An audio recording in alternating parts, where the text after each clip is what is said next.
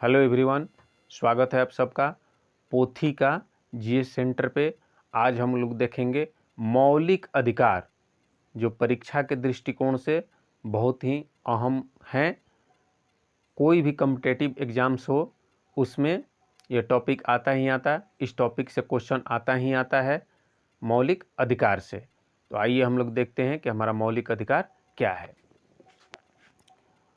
मौलिक अधिकार, मौलिक अधिकार को संयुक्त राज्य अमेरिका के संविधान से लिया गया है। हमारा जो मौलिक अधिकार है उसे अमेरिका के संविधान से लिया गया है। इसका वर्णन संविधान के भाग 3 में अनुच्छेद 12 से 35 तक है। इसका वर्णन जो है, व्याख्या है, वो भाग 3 में अनुच्छेद 12 से 35 तक है। संविधान के भाग 3 को भारत का अधिकार पत्र, जिसे मैग्ना कार्टा कहा जाता है। परीक्षा में ये भी क्वेश्चन आता है कि भारत के संविधान के किस भाग को मैग्ना कार्टा कहा जाता है। तो इसे हमें ध्यान रखना है क्योंकि ये आया हुआ क्वेश्चन था। इसे मूल अधिकारों का जन्मदाता भी कहा जाता है तथा इसे मूल अधिकारों का जन्मदाता भी कहा जाता है। भारतीय नागरिकों के लिए मौलिक अधिकारों के प्रावधानों के अनुप्रयोग में राज्य शब्द का उपयोग व्यापक अवधारणा में किया गया है। कहने का मतलब यह है कि भारतीय नागरिकों के लिए मौलिक अधिकारों का प्रावधानों के अनुप्रयोग में राज्य शब्द का प्रयोग व्यापक अवधारणा में किया गया है। राज्य शब्द में निम्नलिखित शामिल है। राज्य शब्द में क्या क्या शामिल है वो देखते हैं। भारत सरकार, भारत की संसद, प्रत्येक राज्य की सरकार एवं विधानमंडल, भारत के राज्य क्षेत्र के भीतर सभी स्थानीय और अन्य प्राधिकार, ये जितने हैं ये इसमें शामिल है। अनुच्छेद 13, इसके अनुसार राज्यों को ऐसे किसी भी कानून की अनुमति नहीं है जो भारत के संविधान के भाग 3 का उल्लंघन करता है। अनुच्छेद 13 ये कहता है कि किसी भी राज्य को ऐसे किसी कानून को बनाने का अधिकार नहीं है जो हमारे भाग 3 का उल्लंघन करता हो। ऐसा कानून कोई नहीं बना सकता है।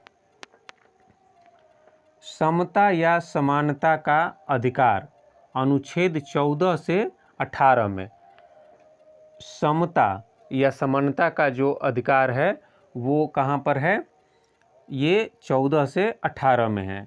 नेक्स्ट है स्वतंत्रता का अधिकार। स्वतंत्रता का जो अधिकार है वो 19 से 22 के बीच है।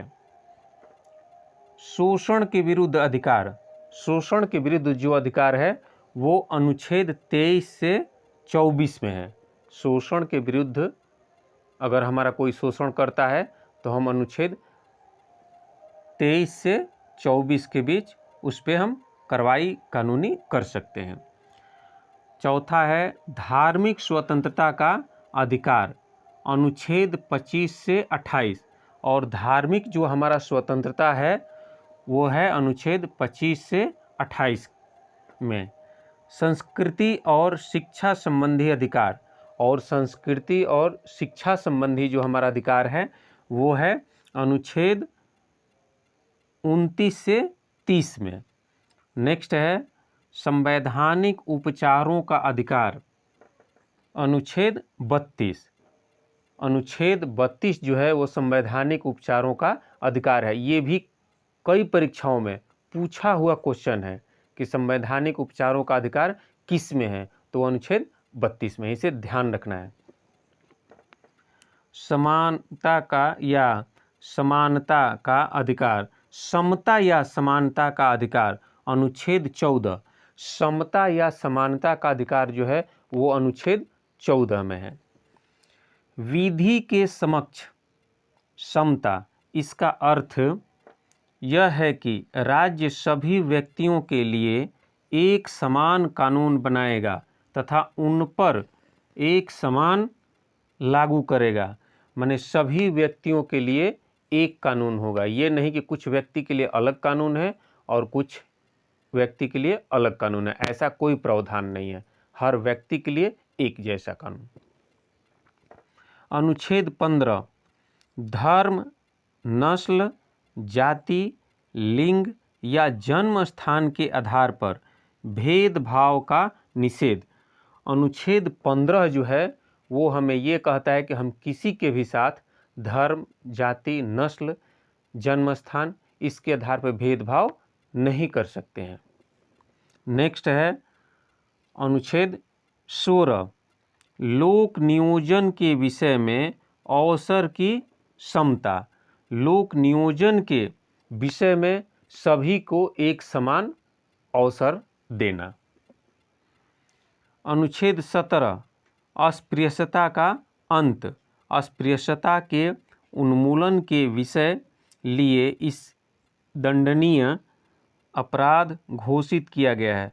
अनुच्छेद 17 के तहत अस्पृश्यता को कानूनी अपराध माना गया है और अस्पृश्यता का उन्मूलन किया गया है। किसके तहत? अनुच्छेद 17 के तहत। तो ये क्वेश्चन आता है कि किस अनुच्छेद के तहत अस्पृश्यता का अंत किया गया है, तो वो अनुच्छेद 17 के तहत। तो आज के टॉपिक में हम लोग जो भी क्वेश्चन परीक्षा में आने वाला है या आया हुआ है उसके ऊपर हम लोगों ने अध्ययन किया, जाना। तो आज का यह टॉपिक बहुत ही महत्वपूर्ण है। आप लोग वीडियो को लाइक, सब्सक्राइब और शेयर करिए और कमेंट करिए। तब तक के लिए हम लोग अगले वीडियो में मिलेंगे, तब तक के लिए जय हिंद।